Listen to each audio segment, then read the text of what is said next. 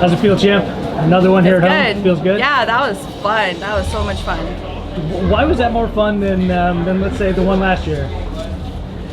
The one last year, I was so nervous. I was like really nervous, but this one was just like, Kate, man, I knew she wasn't gonna give up. I honestly had a feeling that I wasn't gonna finish her, so I was just like, you know, just get in there and just freaking like go all 5 rounds, get the experience, and try to dominate. You know, you might not get the finish, but you're gonna prove to everybody why you're champ, why I can go all 5 rounds, you know, and still be fresh. So what does that do for you if you kind of go in there thinking that might be how the fight presents itself over 25 minutes? What does that do to you, like in the 2nd or 3rd round? Does it make you say, well, I knew that this was going to be how this was? Yeah. Does it slow you down in those rounds and make you say, oh, that's okay, just get to the 3rd or just get to the 4th because I knew this was going to happen? Well, you guys saw that, like, I had that arm bar in, but I'm like, well, I'm not gonna burn my arms out, like, because I know that she's really good at defending. I've seen her film before. I've seen her defending arm bars, and she was reading it too. She did a really good job because I was actually baiting her to come up into my triangle,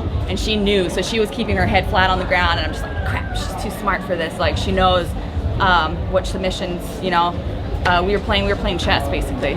So yeah, she was good, and so I'm like, you know, I'm just gonna dominate. I could honestly feel her break in like the 3rd round, 2nd or 3rd round. I felt her break, and I was like, all right, I'm just gonna dominate the rest of the fight. Did she hit you with anything while you were in there that made you go, okay, now I need to watch out for this? The next few minutes? Yeah, she got me a couple times, but it wasn't anything where I was like, oh no, like I'm in trouble. I never felt in danger at any point. It was more of just like a bink, like, oh, okay, nice shot. Are you able to rank this win in terms of your other title fights and like where this falls on the list in terms of how important it was, or any kind of learning experience once you were in there? Honestly, this was this fight, like I said, it was really fun. And it was definitely a good learning experience for me. Like, yeah, I feel way more comfortable inside the cage. You know, like during the whole fight week, it's just I feel like a professional fighter. I feel like a champion, and I just feel so comfortable inside there now that, yeah, that's where I would rank this fight. As in, like, this was the fight where I was like, I belong here. This is my shit.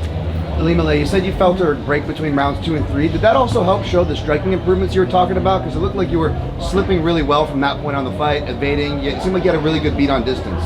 Yeah, like I said, I worked a lot on my striking this last camp. You know, I brought in Landon Piercy, who was our former Muay Thai coach at San Diego Combat Academy, and like I just felt really good. I felt really good on the feet, and basically what we were focusing on this camp too was my power. And I could feel it. Like she was backing up. You know, there were some times where I was like, oh, I think I'm gonna finish her on the feet, but you know, again, she's a tough girl. But yeah, I felt really comfortable there, and it's just a testament to the people I work with. And you know, it's crazy to think that I literally only work under one roof. Like, I don't go out to other gyms. I don't bring people in from the outside. Like, all of my trainers are under one roof at 10th Planet San Diego, which is crazy rare. That doesn't happen, you know. And so, and the fact that I started there at the beginning, I've never trained under another gym. I've never trained under another head coach or trainer, you know. So it's just like, that just shows how awesome we are. I mean, like or how awesome my trainers and my team is. About the methodical nature of your advancing positions and looking for submissions, never getting too high, never getting too low, sort of just always working and grinding. Has that been a natural way that you fight? How have you done that? Yeah, so I knew that her ground game was going to be very technical, and so I knew that she wasn't going to give the underhook up. I knew that she was always going to get, you know, a knee shield in there, and so really, yeah, we worked a lot in this camp on just keeping my hips low, not getting too high.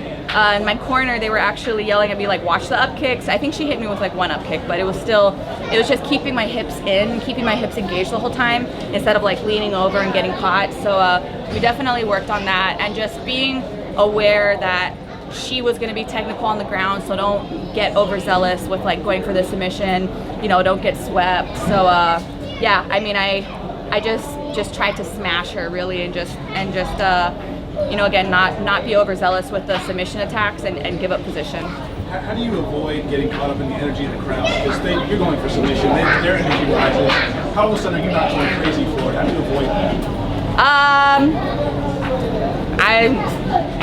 I'm the professional. I know what I'm doing in there, guys. Like, but you could see me a lot of times. I kept trying to look at the clock, or I was looking at the big screen because I wanted to know how much time I had.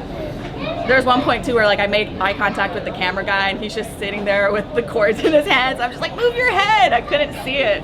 But yeah, you know, I just again, like, I feel comfortable in there where I'm not gonna let things like the crazy audience and like the cheering, I'm not gonna let it affect my game plan.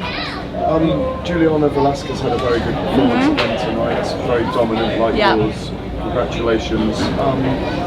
Do you feel that she deserves a shot at the title now? Oh yeah, for sure. I knew that she was one of the top contenders for the belt, and tonight totally proved it. You know, we were sitting in the back, warming up for my fight. We were all watching the fight, and somebody had asked me like, "Oh, like, do you think she's in next?" I was like, "She's 100% next." You know, so yeah, I've been impressed with Juliana's performance every single fight. I think she's a beast, and yeah, I'm ready. I'm ready to go. Let's do it. You know, I think that's going to be a really, really good fight. What went into your walkout this year? What went into that, and what was that like? Oh, so you know, obviously the political climate here in Hawaii is a little bit tense right now for Native Hawaiians, and you know, there's a situation up on Mauna Kea which I'm pretty heavily involved in. You know, I've flown back to the Big Island several times since you know, the construction of the 30-meter telescope has started. And so I'm right up there with the Kia'i, or the protectors. And so this walkout was dedicated to all the Kia'i. They're still up there on the Mauna. And I just wanted to use all women, all wahine, because, you know, I have my scholarship for young Native girls. And it's just very important to me to represent the mana wahine. And so I had these women come in. A lot of them were my family members. A lot of them were kumu. And they were also mauna. We say mauna wahine. Like, they were the women up on the mauna. And so that was insane. Like, I thought last year was emotional, but backstage when we went through everything, like, I was seriously I lost it, you know. And so that was like really, really, really special to me, and they totally rocked it. I mean, it was just, you guys will probably maybe see videos of us in the back, but it was like very, very, very powerful, and yeah, it was just like all I could imagine. And I was out there with them too, which was crazy. They asked me right before we went out, like, "Oh, by the way, do you want to come up with us?" And I was like, yeah, okay, let's do it. You know, like, this is the first time doing this dance with them, but it was just, I'm so happy I did it. So mahalo to all those mana wahine that came up there with me, and I hope that you know, people understood our message, regardless if you're from Hawaii or not. One of the other things that may change in the coming year, whether there's a tournament or not, I don't get your take on whether you'd like there to be a flyweight tournament. Obviously, we spoke to Liz Carmouche last night, and she said you two are quite prepared to go in there and kill each other. Oh yes, we go will. for it. Yeah. Can you tell us? She told us what was in her mindset about it. Well, how do you feel about fighting a teammate who you call a sister wife? Sister wife. Yes.